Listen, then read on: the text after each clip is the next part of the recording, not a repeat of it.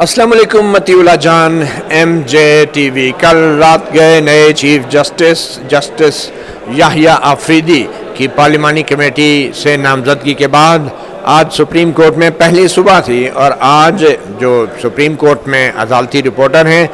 وہ سب بڑی ہی دلچسپی سے کورٹ روم نمبر 1 میں گئے، جہاں جسٹس منصور علی شاہ نے اپنی عدالت لگانی تھی اور کیس سننے تھے، اور اس کے ساتھ ہی کورٹ روم نمبر 3 میں جسٹس یحییٰ آفریدی بینچ کی سربراہی کر رہے تھے. تو دونوں کمرہ عدالت میں جو عدالتی رپورٹرز ہیں وہ گئے، اور ان کی یہ توقع تھی کہ شاید کسی قسم کا کوئی ایسا رد عمل یا کوئی ایسا ریمارکس جو کل کی نئے چیف جسٹس کی تعیناتی کے حوالے سے ہو، یا پھر یہ اس بات کی تصدیق کرنا چاہ رہے تھے کہ کیا جسٹس منصور علی شاہ نے کل کے پارلیمانی فیصلے کو تسلیم کر لیا ہے ذہنی طور پہ، اور اسی طرح جو کہ جسٹس یحییٰ آفریدی کو نامزد کیا گیا ہے نئے چیف جسٹس کے عہدے کے لیے، 30ویں چیف جسٹس ہوں گے، اس کے حوالے سے جسٹس یحییٰ آفریدی کی طرف سے کس قسم کی باڈی لینگویج ہے یا رد عمل ہے. یہ بڑا ہی ایک دلچسپ مرحلہ ہوتا ہے، کیونکہ سپریم کورٹ میں جو ججز ہیں وہ عموماً جو اپنے مقدمات کی سماعت کے دوران کچھ دوسرے معاملات کے حوالے سے کچھ ایسی بالواسطہ یا بلا واسطہ بات کرتے ہیں جو دوسرے معاملات کے حوالے سے ایک بڑی خبر ہوتی ہے. تو آج بھی یہی توقع لے کے عدالتی رپورٹرز جو ہیں جسٹس یحییٰ آفریدی کی عدالت میں بھی گئے اور جسٹس منصور علی شاہ کی عدالت میں بھی گئے. سب سے پہلے تو میں خود جو کمرہ عدالت نمبر 1 میں گیا، جہاں جسٹس منصور علی شاہ بینچ کی سربراہی کر رہے تھے، کیونکہ کمرہ عدالت نمبر 1 جو چیف جسٹس کا کمرہ عدالت ہوتا ہے، اور جسٹس منصور علی شاہ جو کہ سینئر ترین جج ہیں چیف جسٹس قاضی فائزہ کے بعد، جو 25 تاریخ تک چیف جسٹس ہیں، وہ کمرہ عدالت میں اس لیے کمرہ عدالت نمبر 1 میں موجود تھے کیونکہ بظاہر ریٹائر ہونے والے جسٹس قاضی فائز عیسیٰ جو ہیں چیف جسٹس قاضی فائز عیسیٰ، وہ اب چیمبر ورک کر رہے ہیں اور کمرہ عدالت میں نہیں بیٹھتے. تو جسٹس منصور علی شاہ کمرہ عدالت میں اپنے ساتھی ججوں کے ہمراہ آئے، اور 2 ججز تھے ان کے ساتھ، اور ان کی باڈی لینگویج سے تو یہ نہیں لگ رہا تھا کہ انہوں نے کسی قسم کا کوئی اثر لیا ہے کل کے فیصلے کا، اور ان کے چہرے کے تاثرات بھی یہی بتا رہے تھے. اور جسٹس منصور علی شاہ کافی کوشش کر رہے تھے کہ اپنے چہرے سے بھی کوئی ایسے تاثرات نہ دیں، اور اس حوالے سے انہوں نے جو کیسز ان کے سامنے لگے تھے بظاہر وہ ان کی فائلیں بھی اچھی طرح پڑھ کے آئے ہوئے تھے، اور بہت ڈائریکٹ سوال بھی کر رہے تھے متعلقہ کیسز کے حوالے سے، فریقین سے اور وکلاء سے بھی. اور ساتھ ساتھ کچھ جسٹس منصور علی شاہ کچھ وہ جو کہتے ہیں کہ کچھ وہ چیو کر رہے تھے، ان کے شاید کوئی جیسے کیا کہنا چاہیے، کچھ ہلکی پھلکی سی کوئی کھانے پینے کی چیز، تو اور شاید کوشش یہی تھی کہ ایسا کرنے سے ان کے چہرے کے جو تاثرات ہیں وہ اتنے زیادہ پڑے نہیں جائیں گے، اور ان کی باڈی لینگویج سے تو یہی لگ رہا تھا، اور انہوں نے کوئی ایسے ریمارکس بھی نہیں دیے. مگر پھر یہ ایک خبر ضرور آئی ہے کہ کچھ کیسز ایسے تھے جسٹس منصور علی شاہ کی عدالت میں کہ جو انہوں نے یہ کہہ کر ان پہ سماعت کو ملتوی کر دیا کہ یہ معاملہ اب اوپر آئینی عدالت میں جائے گا. تو یہ جسٹس منصور علی شاہ نے ضرور کیا. اب ویسے بھی آئینی ترمیم جو 26ویں آئی ہے اس میں آئینی بینچ بھی بنائے گئے ہیں، اور آئینی بینچ کے سامنے آرٹیکل 184(3) کے جو مقدمات ہیں وہ آئیں گے، اور پھر ہائی کورٹوں سے جو ریٹ جورسڈکشن کے آرٹیکل 199 کی جو درخواستوں کے فیصلے ہیں ان کے خلاف اپیلیں بھی سپریم کورٹ میں جو ہوں گی وہ آئینی بینچوں کے سامنے رکھے جائیں گے. اور پھر آبویسلی جو صدارتی ریفرنسز ہیں، جو ایڈوائزری جورسڈکشن ہے، وہ معاملات بھی آئینی بینچز کے سامنے رکھے جائیں گے. تو آج جسٹس منصور علی شاہ نے کچھ کیس بھیجے، اور پھر جسٹس یحییٰ آفریدی کے کورٹ روم میں بھی جو تاثرات ہمیں جسٹس یحییٰ آفریدی کے دیکھنے کو ملے، ایک تو وہ تھوڑا سا جلدی میں لگ رہے تھے، زیادہ تر کیسز جو ہیں وہ ایڈجرن ہو رہے تھے، اور ان میں بھی کچھ ایسے کیسز تھے ایک آدھ کہ جو شاید آرٹیکل 199 کے حوالے سے اپیلیں آئی ہوئی تھی، تو اس لیے وہ معاملات بھی ایڈجرن ہوئے. تو لگ یہ رہا ہے کہ جو 26ویں آئینی ترمیم ہے اس پہ باقاعدہ اب عمل درآمد شروع ہو چکا ہے، اور جسٹس یحییٰ آفریدی نے آج کافی جلدی کیس نپٹائے ہیں۔ ذرائع میں یہ بتا رہے ہیں کہ جسٹس یحییٰ آفریدی نے عملی طور پہ اب سپریم کورٹ کا جو کنٹرول ہے وہ سنبھال لیا ہے بطور نیکسٹ چیف جسٹس، بطور چیف جسٹس ڈیزگنیٹ، اور آج ہی کے دن سے بلکہ کل رات سے جب سے یہ فیصلہ ہوا ہے ان کو جو ان سے متعلقہ پروٹوکول ہے اس میں بھی اضافہ کیا گیا ہے۔ اب یوں لگتا ہے کہ اب آئندہ چیف جسٹس جسٹس یحییٰ آفریدی جب 26 تاریخ کو باقاعدہ اپنا عہدہ سنبھالیں گے تو اس کے بعد جو سینئر ترین جج ہوں گے وہ جسٹس منصور علی شاہ اور اس کے بعد جسٹس منیب اختر ہوں گے۔ تو آج جسٹس منیب اختر کے عدالتی کارروائی کے حوالے سے بھی جو معلومات سامنے ابھی آئی ہیں کچھ رپورٹرز کے ذریعے ہی، ان کے مطابق جسٹس منیب اختر نے بھی بہت سے ایسے مقدمات جو کہ لاہور ہائی کورٹ یا پشاور ہائی کورٹ یا دیگر ہائی کورٹ سے ریٹ جورسڈکشن میں جو ڈیسائیڈ کیے گئے تھے آرٹیکل 199 کے تحت، ان کی جو اپیلیں ہیں جسٹس منیب اختر نے ان اپیلوں پہ اپنی سماعت روک دی ہیں، اور ساتھ ہی انہوں نے کہا ہے کہ یہ اپیلیں جو ہیں اب تمام کی تمام جو ہیں یہ آئینی بینچز میں سنی جائیں گی۔ سو مچ سو کہ ایک سروس میٹر تھا، کسی کی ملازمت کا معاملہ تھا جس میں اس شخص نے رائٹ ٹو لائف کلیم کیا تھا آرٹیکل 9 کے حوالے سے، تو وہ معاملہ بھی جو ہے جسٹس منیب نے کہا کہ کیونکہ اب درخواست میں یہ رائٹ ٹو لائف کلیم کر لیا گیا ہے تو یہ معاملہ بھی اب آئینی عدالت سنے گی۔ تو یہ ایک تکنیکی سوال ضرور اٹھتا رہے گا کہ آیا یہ درخواست گزار جو بھی ہے یا اپیل کنندہ اگر اپنی اپیل میں یا آرٹیکل 184(3) کے تو کیسز ویسے بھی آئینی بینچ پہ جائیں گے، لیکن اگر کسی اپیل میں بھی درخواست گزار نے کسی بنیادی انسانی حق کا ذکر کر دیا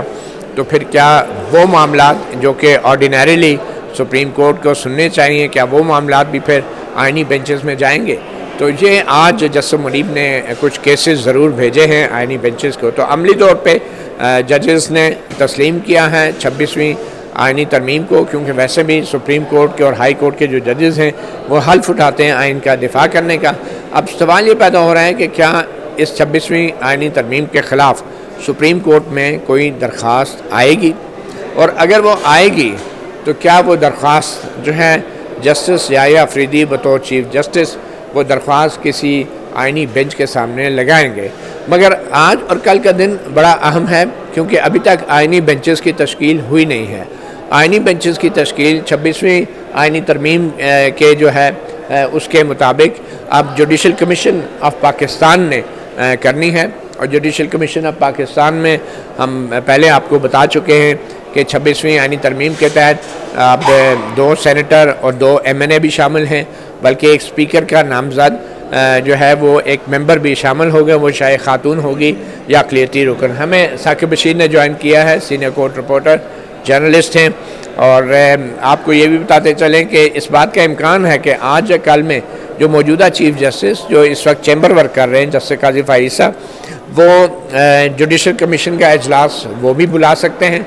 اور فوری طور پہ 26ویں آئینی ترمیم کے مطابق جو ہے آئینی بینچز کی تشکیل بھی کی جا سکتی ہے۔ اب یہ بڑی اہم بات ہے کہ اگر چیف جسٹس قاضی فائز صاحب جوڈیشل کمیشن کا اجلاس بلاتے ہیں اور آئینی بینچز کی تشکیل کرتے ہیں، اور اس حوالے سے جسٹس یحییٰ آفریدی جو ہیں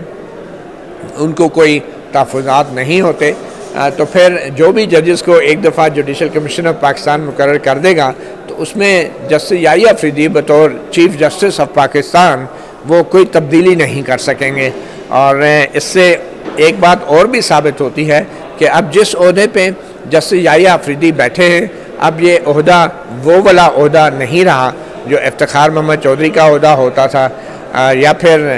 قاضی فائز عیسیٰ نے جس طریقے سے اس عہدے پہ کام کیا ہے۔ اب یہ عہدہ جو ہے یہ بہت کمزور ہو چکا ہے، یہ عہدہ بہت بے اختیار ہو چکا ہے، اور اس عہدے کی اہمیت اب جوڈیشل کمیشن میں بھی وہ نہیں رہی اور جوڈیشل کونسل میں بھی وہ نہیں رہی جو پہلے ہوتی تھی۔ تو ثاقب بشیر صاحب کیا ہونے جا رہا ہے؟ بہت سارے کیسز جو ہیں اب جسٹس منصور علی شاہ نے بھی، جسٹس منیب نے بھی، اور جسٹس یحییٰ آفریدی اور دیگر ججز بھی جو ہیں جو لاہور ہائی کورٹ یا پنجاب یا پشاور یا دیگر ہائی کورٹ سے 199 ریٹ جورسڈکشن کی اپیلیں آ رہی ہیں، وہ اب آئینی بینچز کے لیے ان پہ سماعت روک دی گئی ہے۔ تو اور جج ابھی تک آئینی بینچز بنے نہیں ہیں، تو اگلے 1-2 دنوں میں آپ توقع کر رہے ہیں کہ قاضی فائز عیسیٰ آئینی بینچ بنا کے جائیں گے، اور جسٹس یحییٰ آفریدی جو ہیں پھر ان آئینی بینچز کے حوالے سے کم ان پہ یہ الزام نہیں آئے گا کہ انہوں نے یہ آئینی بینچ بنائے ہیں؟ نہیں، میرا نہیں خیال. اب توقع تو آپ آخری لمحے پر جو ہے وہ 25 اکتوبر رات 12 بجے سے پہلے کچھ بھی توقع کر سکتے ہیں. جس طرح انہوں نے ایک سال میں بہت سارے کام ایسے کیے جن کی توقعات کیا وہم و گمان میں بھی نہیں تھا، وہ انہوں نے کر دیے، تو اس کی بھی توقع ہو سکتی ہے. وگرنہ اگر ایتھکس کی بات کی جائے تو ان کو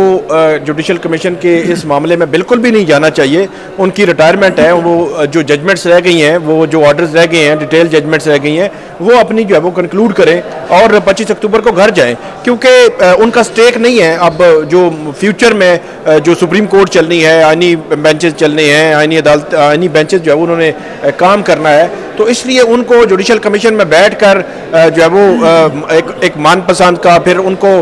پچھلے 1 سال میں ان پر یہ بھی جو آتا رہا ہے، یہ تاثر بنتا رہا ہے کہ ان کی جانب سے جو فیصلے کیے گئے ان فیصلوں نے حکومت کو سپورٹ کیا، اور اس سپورٹ کے بعد حکومت جو ہے وہ اس قابل ہوئی کہ وہ آئینی ترامیم کر سکے، نمبرنگ پوری ہوئی، بہت ساری ملٹیپل اس میں چیزیں ہیں. تو اس لیے جاتے جاتے ایک اور کام کرنا یہ بڑا ہی میرا خیال میں عجیب و غریب ہوگا اگر وہ بیٹھ جائیں. ایک گناہ اور صحیح، یہ بڑی ایک مشہور فلم بھی تھی جی. تو یہ بڑا ہی عجیب و غریب ہوگا. ویسے انہوں نے جو نوٹ جو ہے وہ کل جاری کیا ہے اپنے جو ساتھی بردر جج جو جسٹس منصور علی شاہ ان کے نام لے کر، وہ نوٹ جاری ہونے کے بعد بات بڑی ضروری ہے. لیکن اس میں کل جو ایک نوٹ جاری ہوا ہے قاضی فائز عیسیٰ نے، 13 صفحات پر مشتمل نوٹ ہے. 10 صفحات جسٹس منصور علی شاہ کے بارے میں، 1.5 صفحہ جو ہے وہ اس میں بھی وجوہات نہیں بتائی گئی جسٹس جمال خان مندوخیل کے نوٹ کو انڈورس کرنے کی، اور اس کے اندر بھی ایک جنرل سا ایک لیکچر دیا گیا ہے. تو کل کا یہ جو نوٹ ہے، ایک ایسے دن وہ نوٹ جاری کیا گیا جس روز رات کو ہی پارلیمانی کمیٹی کی میٹنگ تھی جس میں جسٹس منصور علی شاہ کے نام پہ بھی غور ہونا تھا، باقی 2 ججز کے دوران. تو آپ سمجھتے ہیں کہ قاضی فائز عیسیٰ کا لکھا ہوا جو زہریلا نوٹ میں کہوں گا، وہ زہریلا نوٹ جو ہے وہ بھی پارلیمانی کمیٹی کی پروسیڈنگ کا حصہ بنا ہوگا یا ریکارڈ پہ آیا ہوگا؟ ویسے تو پروسیڈنگز ان کیمرہ تھیں، ہم یہ نہیں کہہ سکتے کہ پروسیڈنگز کا حصہ بنا ہے یا نہیں بنا. اسیسمنٹ بہرحال ہم جو ہے وہ لگا سکتے ہیں کہ جب آپ کسی جج کی پروفائل دیکھ رہے ہوں جو رجسٹرار سپریم کورٹ سے منگوائی گئی ہو، وہ رجسٹرار آپ نے پروفائل دیکھی، اس کا ٹریک ریکارڈ دیکھا، ججمنٹس دیکھی، تو جب آپ یہ کہیں کہ ریسنٹ ججمنٹ آئی ہے اور آج کے جو چیف جسٹس آف پاکستان ہیں، اگرچہ وہ سپریم کورٹ کی جو فل کورٹ ہے وہ اس میں منارٹی میں تھے، 2 جج تھے، 2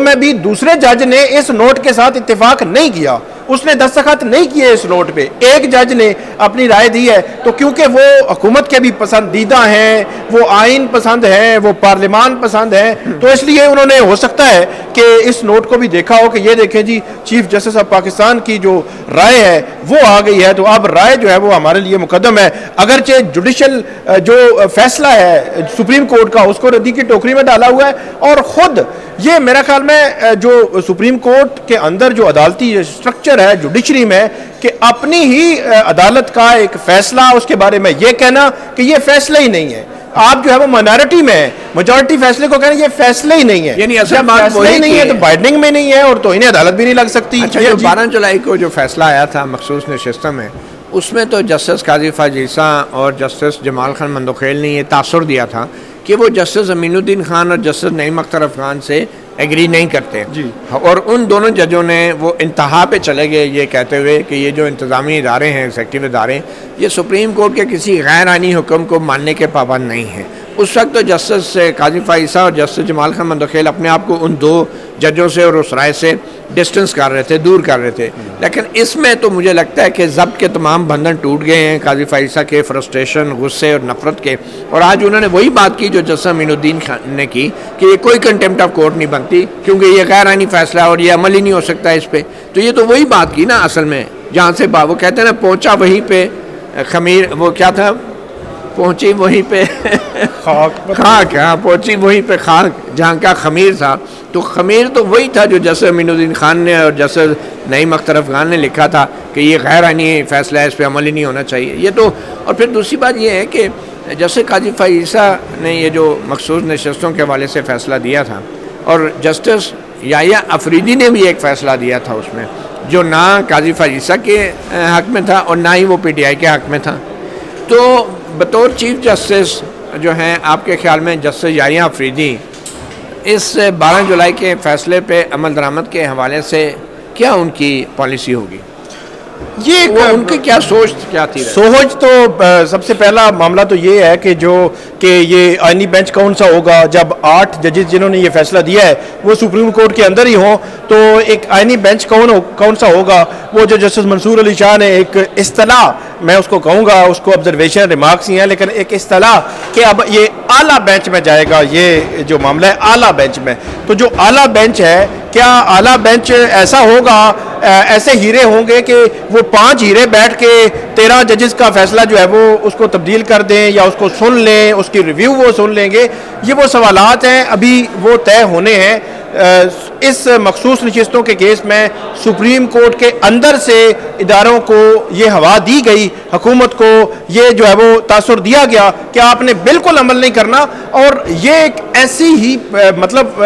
بیڈ پریسیڈنٹ دی گئی ہے اور بیڈ پریسیڈنٹ سیٹ کی گئی ہے کہ کل فرض کریں یہ جج خود ہی مطلب ایسا زندگی بھر تو نہیں ہونا کہ انہوں نے سارے فیصلے حکومت کے حق میں ہی کرنی ہے اور ان کے مخالفین کے خلاف کرنے ہیں. کوئی ایسا فیصلہ جو حکومت کے حق میں نہ ہو، حکومت کے خلاف یہ کریں اور اس پر عمل نہ ہو، تو کس منہ سے یہ کہیں گے کہ سپریم کورٹ کے فیصلے پر عمل نہیں ہو رہا اور ہم جو ہے وہ یہ عمل ہونا چاہیے اور سپریم کورٹ کے فیصلے بے توقیر ہو رہے ہیں. تو اس لیے یہ میرا خیال میں اس کے کانسیکوینسز بہت لمبے عرصے تک ہمیں دیکھنا پڑیں گے کہ سپریم کورٹ کے فیصلے بے توقیر جب ایک ہوتا ہے تو پھر دوسرا ہوتا ہے تو پھر تیسرا ہوتا ہے. 90 روز والی الیکشن والا فیصلہ نہیں عمل ہوا، جو بھی حالات تھے. اس کے بعد کیا ہوا؟ مخصوص نشستوں والے فیصلے عمل نہیں ہوا، جو بھی حالات تھے. اب آپ دیکھیے گا آگے کہ اگر سپریم کورٹ کے فیصلے پر عمل نہیں ہو رہا تو ہائی کورٹس کے فیصلے کو کون لفٹ کرائے گا؟ جو سیشن اور سول کورٹ کے فیصلوں کو تو لفٹ ہی نہیں کرائیں گے. وہ کہیں گے کہ ہم سپریم کورٹ کو نہیں مانتے، آپ کون ہیں؟ اب ہوگا یہ کہ سپریم کورٹ کے فیصلوں پہ عمل نہیں ہوگا، ان کے خلاف آئینی بینچ میں اپیل ہوگی اور وہ فیصلہ بدل جائے گا، کیونکہ آئینی بینچ بنانے والوں میں 2 سینیٹر شامل ہوں گے، 2 MNA شامل ہوں گے، ایک اسپیکر کا نمائندہ شامل ہوگا، اٹارنی جنرل ہوگا، لا منسٹر ہوگا اور ایک آدھ جج اگر ساتھ مل گیا حکومت کے لیے تو جوڈیشل کمیشن ایک حکومتی کمیشن بن گیا. اور ہم بات کرتے تھے کہ عدلیہ اور ایگزیکٹو کے بیچ میں ایک سپریشن ہونی چاہیے، سپریشن آف پاور ہونی چاہیے اور پھر عدلیہ کی آزادی کی بات ہونی چاہیے. تو اس جوڈیشل کمیشن جس میں حکومت کا کنٹرول ہوگا اور جو یہ طے کرے گی کہ حکومت کے خلاف دائر آئینی درخواستیں اور دوسرے مقدمات جو ہیں ان کو حکومت کی مرضی کے کون سے ججز سنیں گے، تو جسٹس یحییٰ افریدی کیا اس جوڈیشل کمیشن کے ساتھ چل سکیں گے یا کوئی ان کا بھی بریکنگ پوائنٹ آئے گا؟ نہیں، وہ ہم نے جب پچھلے بھی ڈسکس کیا تھا کہ جوڈیشل کمیشن کے ساتھ چلنا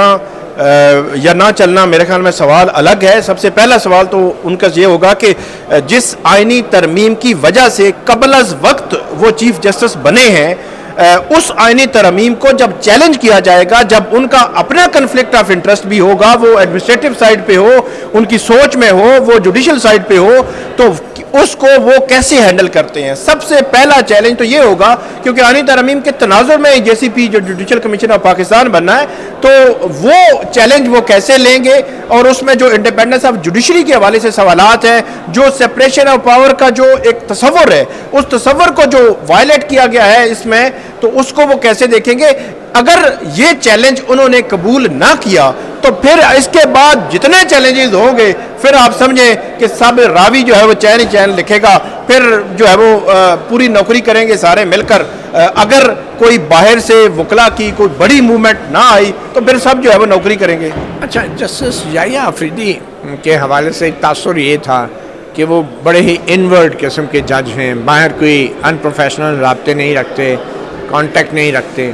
تو جسٹس یحییٰ افریدی جو ہیں، آپ کہہ رہے ہیں کہ اگر کوئی آئینی ترمیم کو چیلنج کرنے والی درخواست آئی تو سب سے پہلے انہوں نے یہ فیصلہ کرنا ہوگا کہ وہ خود اس بینچ میں ہوں گے یا نہیں ہوں گے. دوسرا یہ، آپ کے خیال میں جو اس وقت صورتحال بنی ہے، تو اگر جسٹس یحییٰ افریدی اس بینچ پہ نہیں ہوں گے تو آبویسلی جسٹس منصور علی شاہ بھی نہیں ہوں گے، پھر جسٹس منیب اختر بھی نہیں ہوں گے، کیونکہ ان کو بھی بظاہر بائی پاس کر کے جسٹس یحییٰ افریدی کو بنایا گیا ہے. اور پھر کیا جسٹس امین الدین خان کی سربراہی میں آئینی بینچ بنے گا؟ کون اس بینچ میں آپ کے خیال میں شامل ہوگا؟ آبویسلی جسٹس اطمن اللہ تو نہیں ہوں گے، جسٹس عائشہ ملک تو نہیں ہوں میرا گے. خیال ہے جسٹس امین کے بعد کے جو ججز ہیں شاید جسٹس امین کو بھی نہیں ہونا چاہیے، کیونکہ ان کا نام بھی بڑا چل رہا تھا کہ بڑے وہ مطلب، تو اس لیے ان کے بعد کے دیکھا جا سکتا ہے کہ ان کے بعد جو ججز ہیں وہ جو ہے وہ اس معاملے کو دیکھیں جو آئینی معاملہ ہے. اب اس پہ اب فل کورٹ کا تصور بھی ختم ہو گیا ہے. اب کیا بنے گا کہ آئینی بینچ مطلب پہلے جے سی پی بنے گی، وہ آئینی بینچ بنائے گی، پھر آئینی بینچ وہ کتنے ججز پر مشتمل ہوگا. عمومی طور پر تو اس قسم کے کانسٹیٹیوشنل میٹرز میں سپریم کورٹ میں جو ماضی میں آتے رہے ہیں کہ جب کوئی بھی آئینی ترمیم جو پارلیمان نے منظور کی ہو اس کو چیلنج نہیں کیا جا سکتا، اس کی مینٹینیبلٹی ہوتی ہے. اس میں پوری سپریم کورٹ کا ایک وزڈم آتا ہے کہ پوری سپریم کورٹ کے 16 یا 17 ججز کیا سوچ رکھتے ہیں، تو فل کورٹ بنائی جاتی رہی ہے. تو اب کی بار بھی میرا خیال ہے کہ اس کا حل فل کورٹ ہی ہوگا. ایسا نہیں ہو سکتا کہ آپ 5 جج بٹھائیں اور کہیں جی اس کو ڈیسائیڈ کر دیں. فل کورٹ ہی بٹھانی پڑے گی، لیکن رستہ کیا ہوگا اس وقت رستے کا بھی بالکل بھی جو معلوم نہیں ہے کہ کس رستے سے یہ فل کورٹ بنے گی. لیکن فل کورٹ تو اب ممکن ہی نہیں لگتی نا 26ویں آئینی ترمیم کے تحت، کیونکہ فل کورٹ جب تھی تو اس وقت تو جو پرانا چیف جسٹس ہوتا تھا وہ اس کا ایک لیڈرشپ ہوتی تھی، اور اب تو فل کورٹ کا کانسیپٹ اس لیے بھی ممکن نہیں ہے عدالتی طور پہ، میں کہہ رہا ہوں انتظامی طور پہ تو ہوگی، بیٹھ جائیں گے وہ قواعد کے حوالے سے، لیکن عدالتی سطح پہ کمرہ عدالت میں فل کورٹ تو اب نہیں بیٹھ سکتی، کیونکہ جو 26ویں آئینی ترمیم ہے اس میں کوئی بھی معاملہ جو ہے اس میں فل کورٹ کا ذکر نہیں ہے.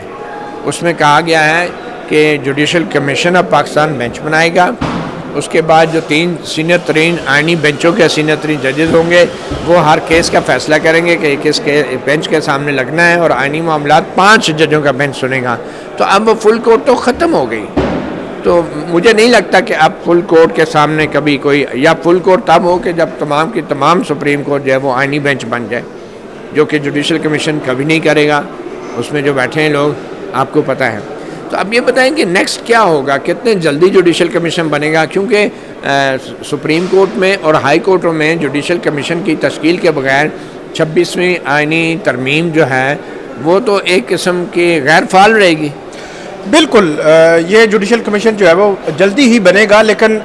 پارلیمانی کمیٹی ہو یا جوڈیشل کمیشن ہو، حکومت نے اس کی جو تشکیل کی ہے اس میں یہ کیلکولیشن انہوں نے رکھ کر کی ہے کہ ہمیشہ سے حکومت کی اکثریت ہوگی،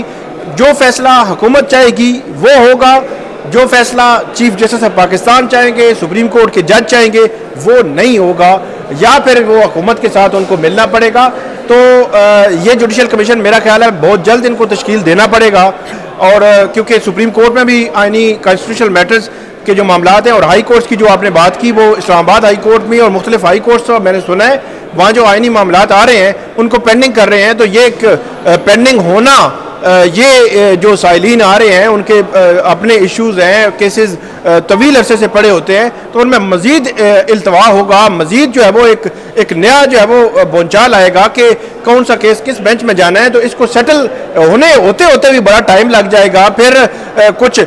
آئینی ججز ہوں گے اور کچھ غیر آئینی ججز ہوں گے. یہ ایک کنسیپٹ جو ہے وہ غیر آئینی سے مراد یہ ہے کہ جو آئینی بینچز کا حصہ جو ہے وہ نہیں ہوں گے تو آئینی، کیونکہ آئین پہ انہوں نے حلف لیا ہوا ہے. تو یہ ایک کنسیپٹ بھی ہائی کورٹس میں بھی ہمیں نظر آئے گا، سپریم کورٹ میں بھی، کہ سپریم کورٹ کا ایک اعلیٰ جو بینچ ہے وہ اب جو ہے وہ اس کو سنے گا. اچھا، کون کون سے اہم آئینی معاملات ہیں جس میں طاقتور ادارے بھی دلچسپی رکھتے ہیں اور جو اب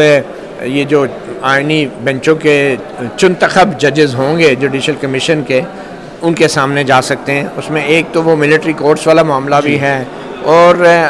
کیا لگتا ہے آپ کو یہ کتنے جلدی یہ معاملات طے ہوں گے؟ ملٹری کورٹس والا معاملہ بھی ہے، ریزرو سیٹس والا معاملہ بھی ہے، اور اس کے علاوہ بھی ملٹیپل جو کوشچنز ہیں اس میں آ سکتا ہے وہ انتخابی دھاندلی والا معاملہ ہے وہ، اور انٹرنل سینٹرز کو بنے ہوئے تھے، وہ پرانا 2019 کا کیس آ رہا ہے وہ ہے. اس کے علاوہ اور بھی کیسز کی ایک لمبی لسٹ جو ہے وہ نکل آئے گی، ابھی ذہن میں میرے نہیں آ رہا، تو جو ہے وہ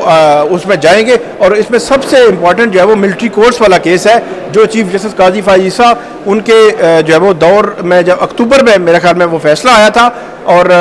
اکتوبر کے بعد سے لے کر آج تک اس کا کچھ نہیں بنا، اپیل کا کچھ نہیں بنا. وہ اب کیس کہاں پہ لگنا ہے؟ پھر نظر ثانی جو مخصوص نشستوں کی ہے، اب اندازہ لگا لیں کہ حکومت نے کہا ہے کہ یہ فیصلہ ہمیں منظور نہیں ہے، یہ فیصلہ غیر آئینی ہے. اب حکومت جو ہے جس معاملے میں یہ کہہ رہی ہے کہ یہ فیصلہ غیر آئینی ہے، اب اس فیصلے کے خلاف ریویو کے لیے وہ حکومت اپنی مرضی کا ایک بینچ بنائے گی. اٹارنی جنرل اس میں ان پٹ دیں گے کہ یہ بینچ جو ہے وہ مجھے سوٹ کرتا ہے. لا منسٹر بھی جی، لا منسٹر بھی، حکومت بھی. تو اٹارنی جنرل اس لیے کہہ رہے ہیں کہ اٹارنی جنرل نے کیونکہ پیش ہونا ہے تو اٹارنی جنرل کہیں گے کہ یہ بینچ مجھے سوٹ کرتا ہے، اب اس بینچ کو بنائیں تاکہ جو ہے وہ ہم اچھے طریقے سے کیس جو ہے وہ اپنا پیش کر سکیں. لیکن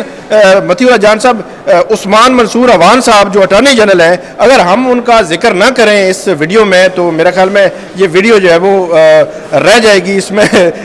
کچھ نہ کچھ رہ جائے گا کہ جو آپ نے نہیں سنا. تو یہ سائلین کے ساتھ زیادتی ہوگی، سائلین کے ساتھ بہت بڑی زیادتی ہوگی. عثمان منصور عوان صاحب جو ہے وہ جب پی ڈی ایم کی حکومت آئی تھی تب سے لے کر اب تک یہ بطور اٹارنی جنرل کام کر رہے ہیں. حیران کن طور پر ان کے دور میں 13-14 سپٹمبر کی وہ ہم نے رات بھی دیکھی جب جو ہے وہ خفیہ طریقے سے جو ایک شب خون مارنے کا اور جو جس قسم کی ترامیم لائی جا رہی تھیں اس وقت اور جو اب لائی گئی اس وقت تو ایکسٹریم تھا، اب بھی کچھ کمی نہیں ہے. تو وہ ان کے دور میں ان کی ان پٹ میں لائی گئی ہیں. میرے لیے ویسے عثمان منصور عوان ہم کسی اور اینگل سے دیکھتے تھے، لیکن وہ تو کچھ اور ہی نکلے ہیں کہ سارا کچھ جو ہے وہ کولیپس کر گیا ہے. اور آج بھی وہ بطور اٹارنی جنرل اپنی کرسی جو ہے وہ بچائے ہوئے ہیں، کرسی پہ بیٹھے ہوئے ہیں اور کنٹینیو کیے ہوئے ہیں. میرے لیے تو یہ حیران کن ہے. پورا ایک سٹرکچر مطلب ہلا دیا ہے. پوری جو وکلا کمیونٹی ہے، سول سوسائٹی ہے، اس کی جانب سے خطوط لکھے گئے، سینئر وکلا کی جانب سے سوالات اٹھائے گئے، ایک بڑی ڈیبیٹ جنریٹ ہوئی پچھلے کچھ عرصے میں. لیکن اس کے باوجود وہ ٹس سے مس نہیں ہوئے. یہ اطلاعات آتی نہیں کہ وہ بڑا کردار ادا کر رہے ہیں، یہ کر رہے ہیں اور وہ کر رہے ہیں. لیکن الٹیمیٹلی جو کچھ منظور ہوا ہے، جو کچھ ہم آج لا آف لینڈ ہے اس کا حصہ وہ تھے، وہ ہیں، اور اس کا جو بھی کانسیکوینسز ہوں گے اس کے ذمہ دار جو ہے وہ بھی ہیں. بالکل ہیں. اور میرے خیال میں ان کا جو عہدہ ہے اٹارنی جنرل کا، اس میں منصور عثمان عوان نے کم از کم اپنے آپ کو اٹارنی تو نہیں سمجھ رہے. But any way Saqib Bashir صاحب بہت شکریہ. اور آج پہلا دن تھا، پہلی صبح تھی نئے چیف جسٹس کے نامزدگی کے بعد. 26 اکتوبر کو اپنا عہدہ سنبھالیں گے جسٹس یحییٰ آفریدی. مگر 26 اکتوبر سے پہلے ایک ججز کا عدالتی ریفرنس بھی ہونا ہے جو 25 اکتوبر دن صبح 10:30 بجے کے لیے مقرر ہے. یہ وہ ریفرنس ہے جس میں سپریم کورٹ کے تمام ججز جو ہیں کمرہ عدالت میں فل کورٹ کے طور پہ بیٹھتے ہیں اپنے ریٹائر ہونے والی چیف جسٹس کو الوداع کہنے کے لیے. اب دیکھنا یہ ہے کہ جو کام ریٹائر ہونے والے چیف جسٹس قاضی فائز نے کیے ہیں ان تمام کاموں کے بعد کیا سپریم کورٹ کے تمام ججز انہیں وہ عزت اور احترام دینے کے لیے اس الوداعی ریفرنس میں موجود ہوں گے جس عزت اور احترام کے حوالے سے اب سوال اٹھنا شروع ہو گئے ہیں کہ کیا قاضی فائز عیسیٰ جیسا شخص اس عزت اور احترام کے قابل بھی تھا یا نہیں. مطیع اللہ جان، MJ TV سے اتنا ہی. اجازت دیجیے. اللہ حافظ.